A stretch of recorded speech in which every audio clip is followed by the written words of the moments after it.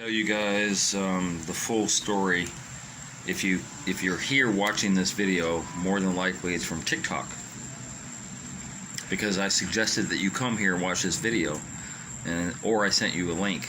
But if you're here, it's probably from TikTok. So I'm gonna tell my story the best I can. How I met Glecean Cox, aka Lacey, aka Glacey, aka she got a lot of AKAs. People have reached out to me that went to high school with her, who knew her from childhood, that have different names for her. And so I've become aware of some of those names just having my TikTok videos up. But anyway, that being said, it takes a long time to tell a lot of details, and I'm a detail type of guy. If you notice on my TikTok videos, I always present my evidence.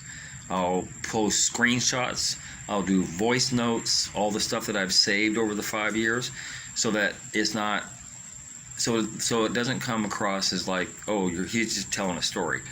No, because when I'm telling the story, I remember it very, very well. But I also go, oh, well, let me go find something that she sent me to back it up. So it's evidence-based. My stories are evidence-based. Nobody can ever tell me. She can't even sue me for defamation of character, because I'm just exposing her character. That's all I'm doing. I'm telling my story, same as if I made a movie, same as if I wrote a book, a biography. I'm just telling my story simply and succinctly as I can. But I'm going to get on to the story of how we met and how we ended. And more than likely, because I do talk a lot, more than likely this will be a 4-part video. I'm going to probably go on for about 20 or 30 minutes talking about part 1. There'll be a part 2, and probably a part 3, and possibly a part 4. Because I expect that I'm probably going to talk for an hour to an hour and a half. There's a lot of details. And so if you want to follow along, you can, but you're going to have to subscribe, and then hit that notification bell for all notifications so that you'll know when I post a video. I'm not trying to make money off of YouTube. I'm not trying to get subscribers. I really don't care if you subscribe. I really don't care if you like the video. It doesn't matter. You don't have to hit the like button. You don't have to do any of those things. All I'm doing is putting out there our story from my perspective. And if she wants to disagree with any of the details that I tell about the story, she's more than welcome to get her own channel and put a video up and tell her side of the story. And if I have any screenshots or voice notes, then I'll be sure to back that up. Anyway, so 5.5 years ago, when Lacey was, I think, 17, going on 18 very soon, she met my friend Waylon. And Waylon is an elderly, he's 18, 19 years older than I am. And at that point in his life, he had suffered a stroke, and also started with his Parkinson's disease that he had. So he wasn't driving at that time. He was looking for a taxi. And he was crossing over a street, and Lacey just happened to see him crossing the street. So she went over there, and the funny thing is, when I tell the story, I'm going to interrupt myself with some perspective. Because I have perspective now, because I'm far removed from all that which I thought was true about her, that she's kind and considerate and thoughtful and all that stuff. No, when she saw Waylon, she saw dollar signs. She saw him as a prospect in order to, I say scam. Yeah, I'm going to say scam, because when you're scamming somebody, you're not telling them the truth. And the truth of the matter is, she had absolutely no interest in helping that old man across the street. She had an interest in benefiting her well-being, because that's what she does. When she meets a man, it's either one, it's an older man who she sees as beneficial to her, possibly in the future, that she can put her phone number or his number in her phone, as it were. And then the next man that she wants to meet is a guy closer to her age, maybe in his 30s. That can fuck, because she likes that. And she goes after the younger guys closer to her age because of their body, because of their look, their style, whatever. But the older guy, she has absolutely no romantic interest in whatsoever. She's literally there just for the benefits that she can derive. Literally. So, and I do smoke, sorry about that. Except this one went out. So, when she met Waylon, she was with her girlfriend at the time, and I don't remember her name.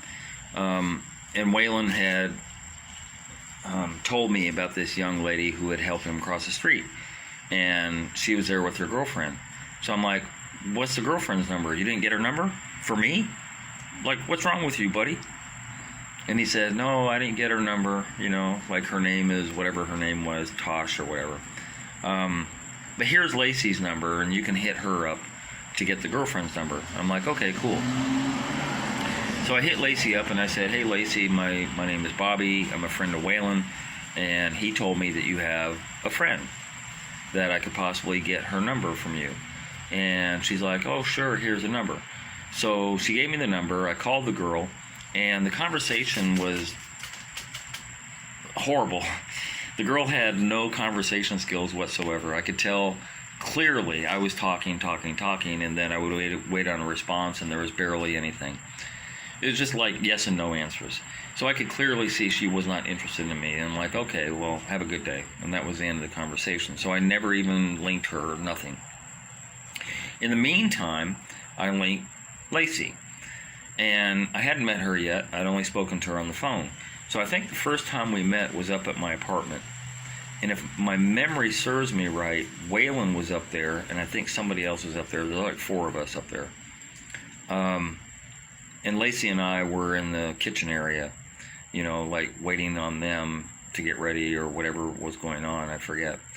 And if my memory serves me right, I probably made some moves on her because she's fine. Like, you know, how could I not?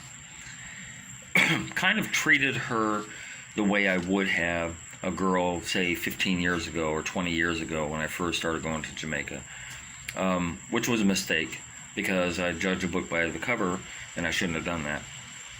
Anyway, I had made mention of the dress that she was wearing. It was like below the knee or something like that, and I said, oh, nice church dress. And we joked about that ever since that first meeting, about the church dress thing. And then we became friends, like that, easy. She was just easy to talk to, easygoing. She was smarter than her years, for sure, because I don't hang around and invest a lot of time and energy into somebody who doesn't really have much going on for him, you know, up there. So I appreciated that about her. I really appreciated the fact that she was intelligent, beyond her age, that she had good communication skills, that she was jovial and funny and all those things that anybody would like. She has a charm about her. And I don't know that she's completely aware of that charm. I think she is, because she uses that charm on everybody she meets. Like Lacey has never met a stranger, because I have had Lacey meet yard girls, and I've had Lacey meet professional people, and they all say the same thing. Oh, she's so nice, you know, like that. So I think she's manipulated her own behavior in such a way to be likable to the masses. But I also know, because she used to tell me about her the farm queen pageants that she would attend, that she had to paint on this smile that she didn't want to paint on. She had to act a certain way in order to please judges, in order to please us, and she was just dying inside. She hated the acting part, but that's what she did. She acted. So I don't know if some of this is act or some of it's real. I want to think that it's real, but after knowing her for 5 years and seeing how she moves and deals with people and knowing behind the scenes what she really thinks and what she really feels, I feel like some of that's an act. I feel like a lot of it's an act. Anyway, I digress. So at the time, she was attending a farm college, a agricultural school in Portland. She wanted to become a veterinarian, And she lived up in St. Mary, up in the bush, up at Gale, and she would come home on the weekends to her mom. And then on Sunday night, I would offer to drive her out to Portland. And for where I'm at, to Portland would be about an hour and change. It would be hour 15, hour 20 minutes. And I didn't mind. The radio never came on. We talked and we talked and we talked, and, you know, just like, she was just really easy to talk to. We just talked. I just enjoyed her company. And then, you know, Monday through Friday, she would be at school. Friday, she would make her way back out to her mom's again and then spend the weekend at her mom's. And she did this for quite some time. The time that I knew her during that the agricultural school was probably about maybe 5 or 6 months in. So she had already attended there some months earlier. But at a certain point, the funds ran out, and she wasn't able to attend going into her second or however many years they require. She wasn't able to go. And I asked her about that, and I said, why are you quitting? And she said, I can't afford it. I'm like, well, how much is it? And I forget what it was, like 120, 150,000 or whatever. I don't remember. I do remember that I was going to take up for that. I do remember that I was going to reach in my own pocket to put her back in school. But she was dating a policeman at the time, who I think he was, my best guess, in his mid to late 30s. So he was already pushing twice her age. Nice guy. I met him at the Farm Queen pageants that we would attend. Me and Waylon would attend with her, and Mom, and him, the cop, because we were friends just supporting her.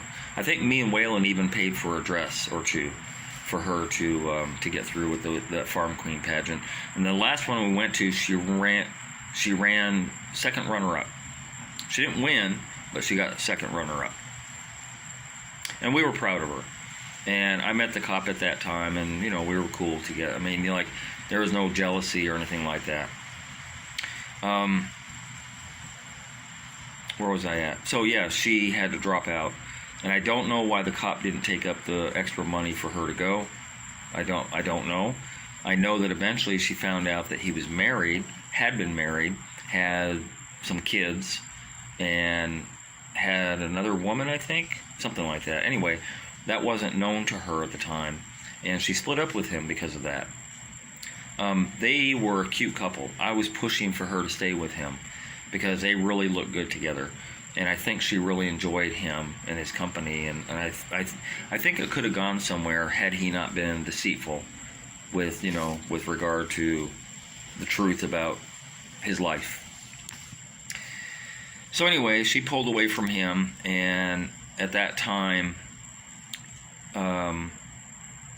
what Lacey does is she collects phone numbers. So she'll meet somebody. She'll meet a lawyer, doctor, a banker, whatever, strike up a conversation with him intentionally and take up their number. And she may or may not contact them right away. It might be weeks or months before she contacts them. Because what she does is she wants a backup system. She wants in her phone other men that she can reach out to if she gets in a pinch. I know that about her because I've seen it happen. Right before my eyes, I've watched her, the way she moves. And that's what she does. So apparently she had done that during the time that we were seeing each other. And she ended up like straight from the cop to Kenai. And I'm like, wow, you got a new boyfriend already. I don't even think a week had gone by, maybe a month at the most. And she just transitioned over to Kenai. And I kind of made the joke at the time. I'm like, what happened to my application? Did it get lost in the mail? And we had a little laugh about it. And she's like, well, you know, like, blah, blah, blah. I don't remember the conversation that we had. But it kind of, it bothered me in a way because I'm like, wow, you know, I had an opportunity there to move in. And then it was just snatched away from me before I could. Because she already had Kenai's number in her phone. Probably while she was still with the cop. Undoubtedly while she was still with the cop. Kenai sells cars. I don't know if they're used cars or new cars or whatever, but he sells cars. And so he's a viable option to put a roof over her head which ended up happening for 3.5, 4 years.